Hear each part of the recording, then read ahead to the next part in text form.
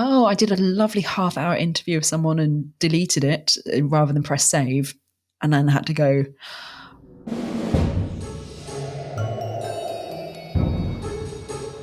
Dear listeners, we are gathered here today to reflect on a podcast that is no longer with us, Cultural Quarter of an Hour.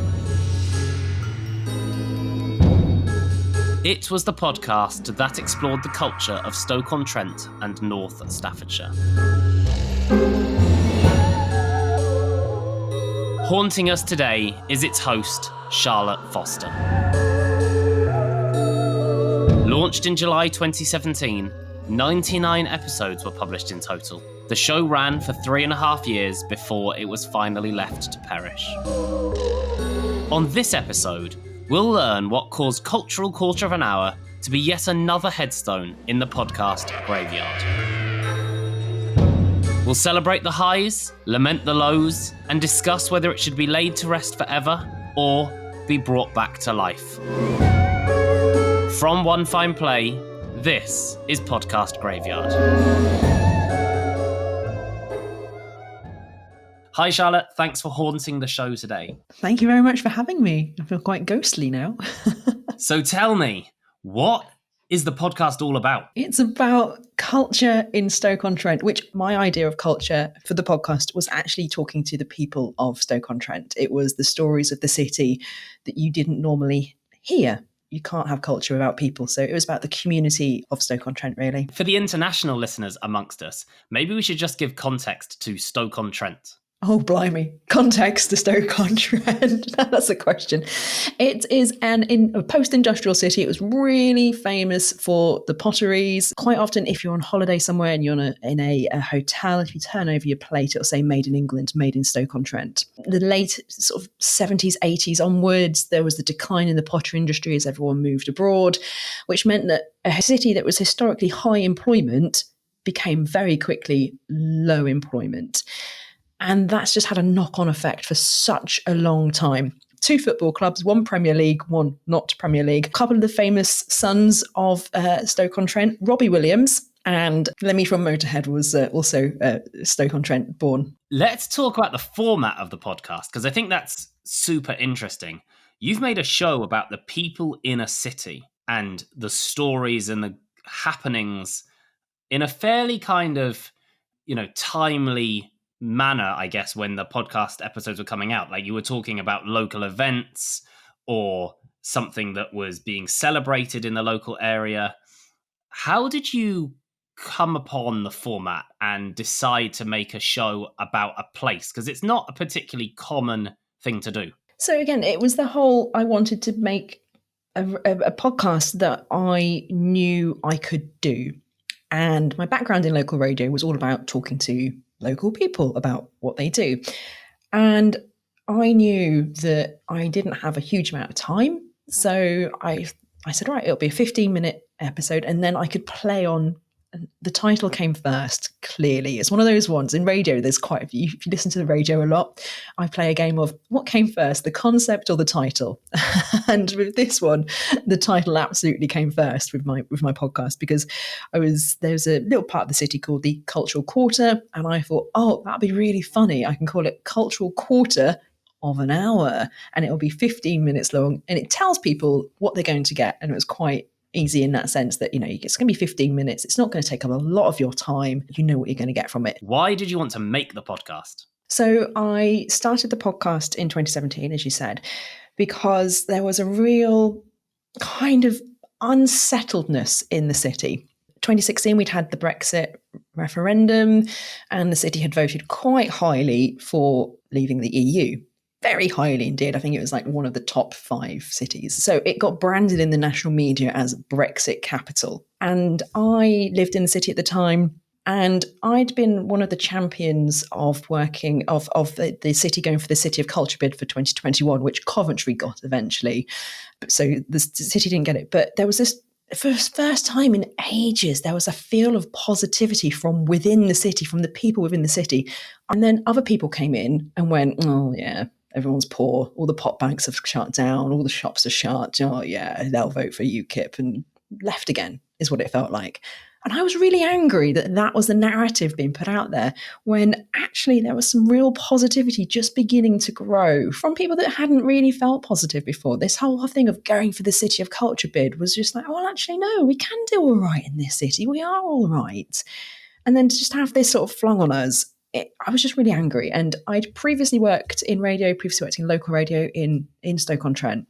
And I knew that if I was back on that radio station, what I'd be doing is actually shouting very loudly about all the good stuff that's going on in the city. But I wasn't on the radio then. So what could I do? Well, I could shout very loudly, or I could record my shouting very loudly and get it out there. Was my sort of idea about it. So that's what I did. I got going on it and just thought, no, I'm going to do my bit for getting the city back up again where it should be. What other shows are your inspiration? I used to joke about this. I used to say it was the Stokey version of This American Life, which in 2016, 2017 was everyone's gateway into podcasting, I think. So I wanted to hear those stories, those fun things that you wouldn't necessarily hear elsewhere, that were everyday people, not celebrities. So that was what I was after. It's got kind of a This American Life feel to it. Did you consider calling it This Stoke Life? I did consider calling it that, but I was worried that I was going to get sued. Ah, I see. So when you started out, what were your expectations? In all honesty, I was desperate to get back into radio, and I hadn't had a presenting gig for a good while. And I thought, you know what, I need a way to get myself back on the radio, or have a demo at least to send to people. But that very quickly stopped when I realized that the podcast was much more fun and I had all the control. I didn't have to ask an editor if I could do audio to get this interview. I just rang someone up and said, I'd like to talk to you. Was it a passion project? Absolutely. It cost me money, it cost me time, it cost me energy, but I loved every second. So let's talk about that. How much time do you think you put into it? At least a day a week.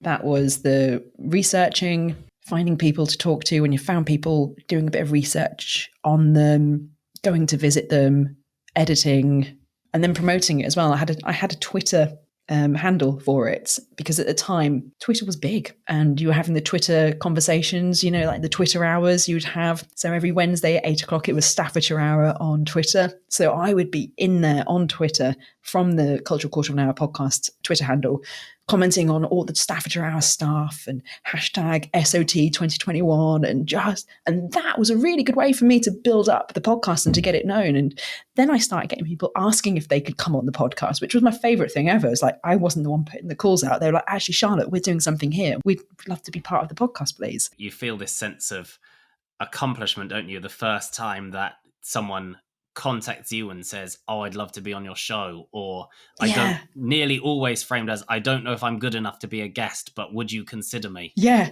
And from your side, you're like, oh my God, that's amazing. Like, I'm so flattered. Yeah. And my other sort of moment I was at an event and someone said, oh, I know your voice. And I was waiting to go, oh yeah, I used to be on the radio. Yeah. And they went, you do the podcast, don't you? And I was a complete stranger. And I was like, get in. Yes, I do the podcast. You've heard of the podcast and you clearly listen enough to know my voice. That was just outstanding for me. Such a sense of achievement. So what about money? How much do you think you spent on it? Oh, don't. Well, I bought my first microphone for the podcast because I started off back in the day just using my phone to do the interviews. And then I bought a microphone. So about £80 on the microphone. Cost of getting to places. So driving costs, cost of editing, cost of putting it online. Did you edit it yourself? Yeah. And using a tool that you paid for? Yeah, I used Adobe Audition because that was what I was used to with working previously. I had tried Audacity a couple of times and realized that the money I paid to Adobe was well worth every penny, because it wasn't something I was used to. You get used to a tool and you're going to use it. And I knew the shortcuts and I just didn't have the energy to relearn. I totally relate to that, because there are some great new tools out there that do all sorts of things, but the learning curve in using them is a hurdle I can't bring myself to get over. So I just still do things the antiquated way. Yeah, no, I hear you with that as well. There's loads of really good stuff and I just go, nah, it's not for me, not now. And you pay for your podcast hosting? Yep, paid for my podcast hosting. Audio Boom is what I started with back in the day. And it was important to me to pay for it because I wanted to make sure that I had all the analytics and stuff from it. And I thought that for me at that point, with my price point it was better for me to have those. And I loved being able to see who was listening and where they were listening from and those sorts of details and the age range as well. And you could so tell my local radio background because I hit the 45 to 55-year-olds really well, which at the time was really weird for podcasting because it was seen as a young male sort of thing, wasn't it? Whereas I had 55-year-old women. Amazing. I was like, well, at least I know how to target well still. What was the biggest obstacle you faced when making the podcast? Me. I was the biggest obstacle. To start with, I'd had the idea for this podcast. So we launched in, was it the June or July of 2017? I'd had the idea since about February, March to do the podcast, but I overplanned it. I've never worked for Radio 4, but I imagine if I was going to do a Radio 4 documentary, that was the level of planning I did for the podcast. It was going to be, just beautiful. All of it was going to be just constructed amazingly. And then I realized that was never going to work for me because I didn't have the kit, I didn't have the time, and I didn't have any of the, the resources that a Radio 4 documentary would have. So I basically threw all that out the window and just turned up at an event that I had a really good idea that I could get some conversations with people with, and then did it that way. The other thing that was difficult was, whilst I had planned too much to start with, I then went to no plan whatsoever and just rock up and hope for the best. So trying to maintain a weekly episode when there was just me doing it on my own around freelancing and freelance work is never full-time, it's beyond full-time. Basically, I was working all the days of the week. I think I planned, at most, I had 3 episodes planned ahead, and that wasn't a huge amount. And it was on a week. I was, I'd be editing sometimes midnight of the night that it was, before it was meant to be due published, because I'd been left at the last minute or I hadn't got anything sorted, and I was just running around doing stuff. Once I found a better workflow, it got a bit better. But the difficulty was a weekly podcast every single week. Something that we hear so many times on Podcast Graveyard is about the challenge of the consistency and the weekly grind. But you did 99 episodes over 3.5 years, which means that my math says you didn't post one every week. I guess you did them in seasons or blocks. What was your publishing schedule? It started out weekly. It then went a bit chaotic, which is not a great way to do it. And then obviously we had a big pause during the lockdowns because nothing was happening. And then stuff started happening again. And the other difficulty I had was Stoke-on-Trent didn't get the City of Culture bid. Coventry got it. So the issue then became the focus on the city sort of moved away from this whole cultural conversation. Fewer events were going on, fewer things were going on. The city stopped funding a lot of stuff because, well, money was ridiculous and difficulties were coming along. And so there was only a certain amount of people I could talk to. And I ended up thinking, oh God, I'm talking to the same people about the same things over and over again, which I didn't want to do. I wanted to talk to as many different people and it was about me, the unheard voices. So that's where the sort of the chaotic schedule came along. So I said, all right, I'll do some in series instead. And then life took over, unfortunately. And that's how it all sort of got a bit chaotic. And on that journey, you must have had some embarrassing or cringeworthy stories. Any that you can share with me? My whole life is an embarrassing and cringeworthy story. I'm sure it's not. Oh, I did a lovely half-hour interview of someone and deleted it rather than press save. Oh, wow. So you pressed record and then pressed delete. Press record. So I was watching it. That's the thing you do. You watch all the sound wave going. I was like, brilliant! It's all going. And then on on my iPad, which is what I was recording on at the time, it was like you can either save it or delete it. And I just pressed delete, and I watched my finger do it, kind of thing. I was like, no. What did you do? I took a moment. Luckily, it was someone I knew. It wasn't a complete stranger. I'd spoken to this person a few times in my previous life on the radio. And I said, so that really good interview, I've we've just done a lovely conversation. He said, yeah. I went, it was so good, we need to do it again. And I just had to explain what happened. And he sort of was like, what? So I know. I was like, I think that's the dry run. That was the pilot. And we're going to go ahead and do it again. He was very good about it, very charming about it. Made another cup of tea and we cracked on. But I do know the first interview was better. Oh, don't say that. But it was. These things happen to everyone. It's just one of those things. I know exactly what you mean as well about that slow motion feeling of pressing delete, like you're doing it and you don't know why you're doing it and you know exactly what's going to happen as you do it, but it's sort of happened for some unknown reason, and then you know in your heart of hearts there's only one way out of the hole. You have to fess up, and that's it's the least fun bit of the whole process. Yeah, absolutely. But I think the moral of the story is that it happens and people just nod along and say absolutely no problem and do it again. I've never ever seen someone say no, I'm not helping you out. No, it does happen to every single person, I think. Why did the podcast die? Because the brutal honesty is I left Stoke-on-Trent. I was going to say not because I wanted to. Well, I kind of did want to because my husband was moving away. So I followed my husband to Shropshire. He got a job in Shropshire. And how inconsiderate. I know, rude, right? It was just a terrible decision of his. No, it was a really good decision of his. And I am now hour and 20, hour and 30 minutes away from Stoke. I thought I cannot be the champion of the city and the stuff that goes on in the city if I'm not part of the city in the same way. So January 2021 was when we sold the house. And I thought, you know what? That's the right time to just stop it. I can't keep doing it from Shropshire. I can't be like, yeah, Stoke-on-Trent's the best. She says from Oswestry on the Welsh border. I guess if you're a local legend, you do need to be around. Yeah. I mean, I'm still involved in the city. I'm still doing stuff in the city thanks to the podcast. I still turn up to do stuff. But I was like, I can't be at every single cultural event or the cultural stuff that's going on in the city and the community events and stuff like that.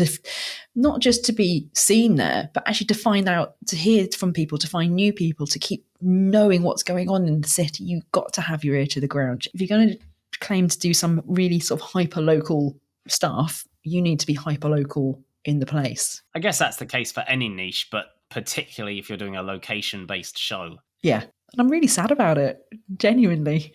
I can tell. Were you motivated by the opportunities that it sounds like the podcast created by doing something in such a nucleus location? Sounds like I sort of half joked earlier on about being a local legend, but it sounds like it created opportunities outside of the podcast.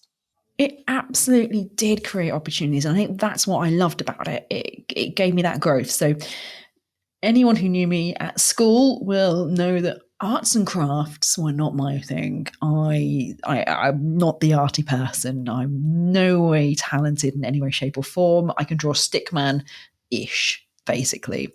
I did a bit of singing, but that was more shouting. I'm not that artistic person.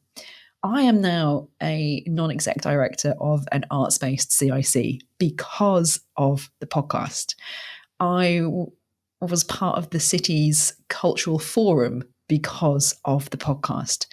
I got to see things and got to places because of the podcast. People would invite me along and say, Charlotte, we'd like you to be part of this because we've heard you on the podcast and we think, and it wasn't necessarily arty and culturally stuff.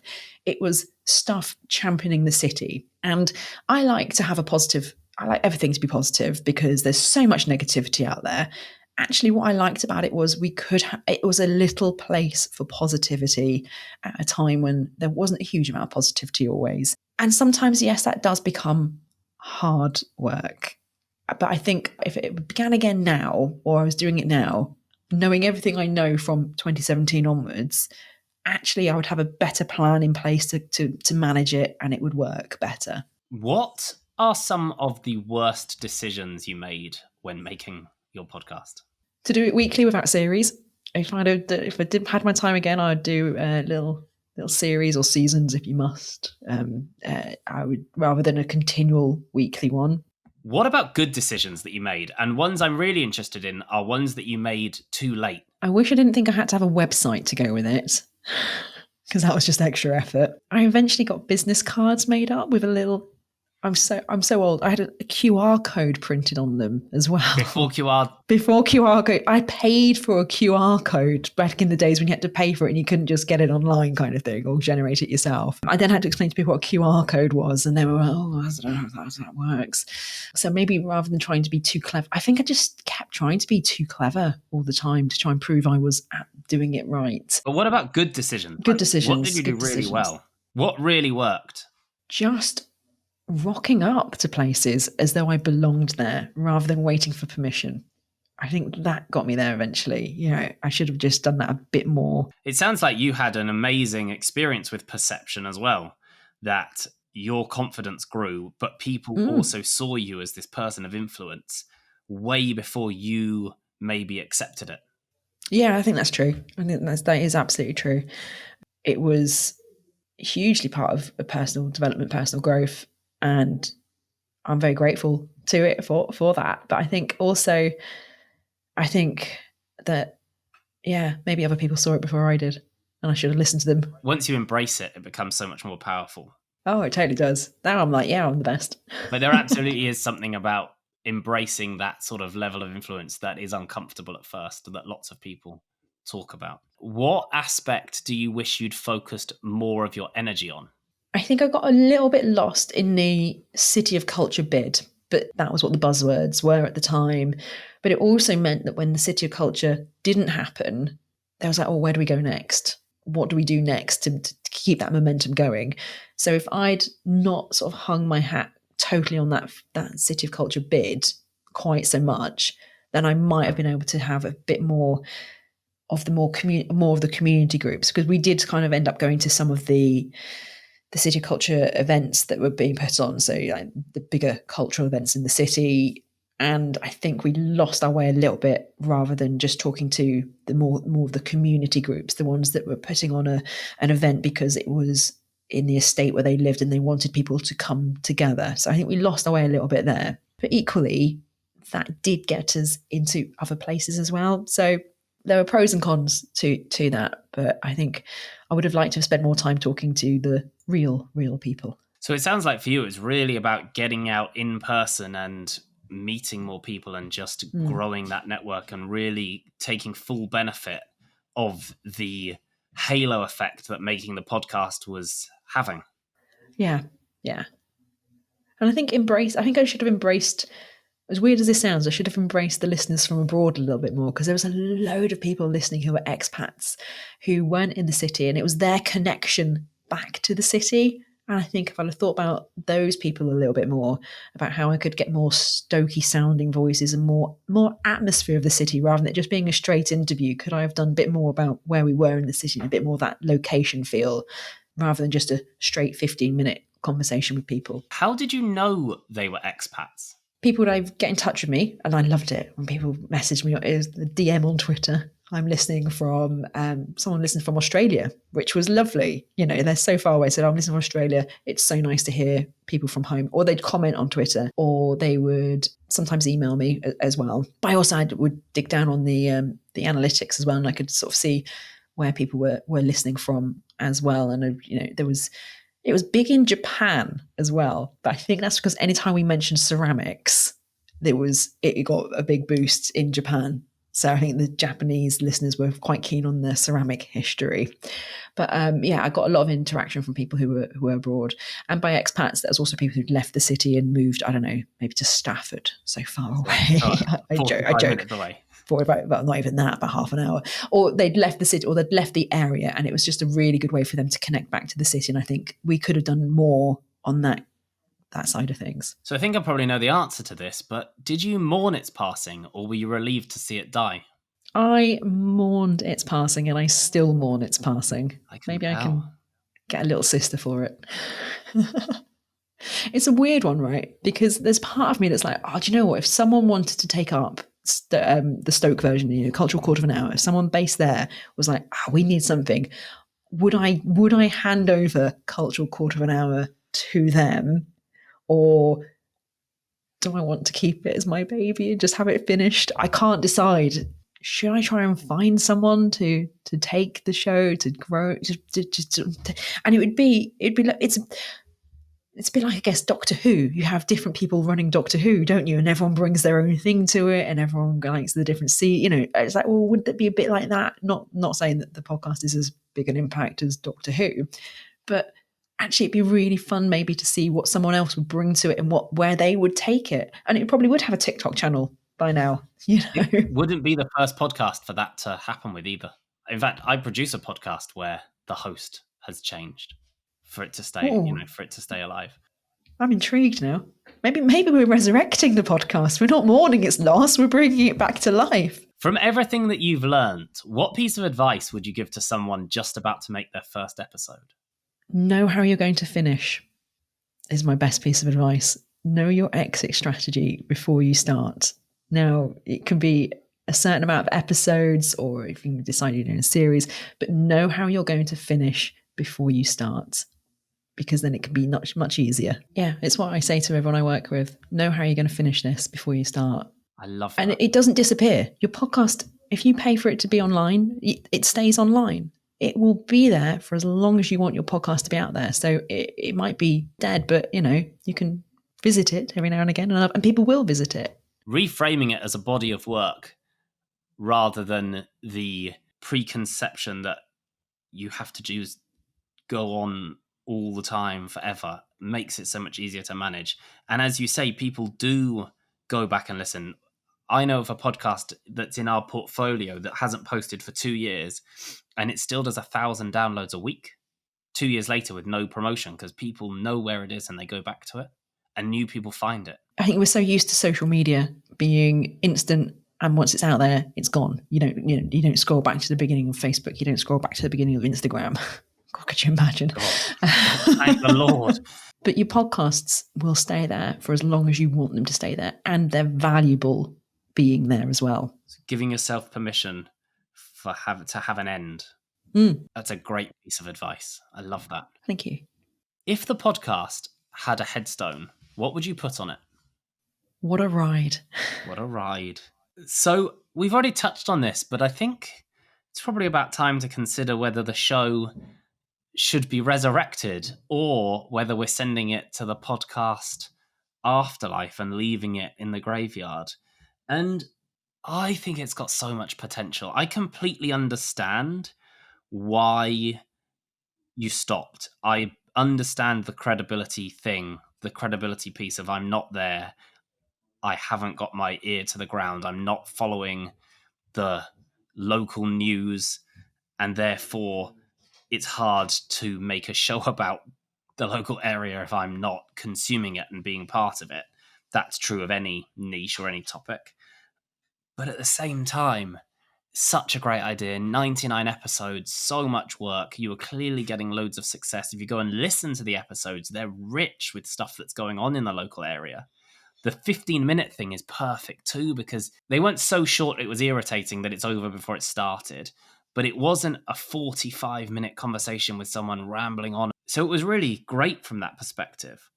I love the idea of potentially having been a custodian and finding somebody else. Maybe you mentioned TikTok a couple of times. Maybe it's about finding someone on TikTok who's TikToking hard about Stoke and wants to become the voice of it, and you act like the producer and they become the host and you figure something out. Or it also feels like it's something that could easily be monetized with local communities and local businesses. And there's definitely been a shift since you started the show in what podcasting is, since the whole trend that the pandemic caused in podcasting means that it's much more widely and commonly recognized, which means I think you would probably open up lots of new conversations about a podcast in the local community. So it does seem a real shame for it to be killed off. Not that I'm pushing you towards resurrection, but I can totally see how it doesn't need to belong to the underworld just yet. No, I don't think it deserves to go to the underworld. I think it needs to be brought back in some way, shape, or form. No pressure. No pressure. Amazing. It's a great idea.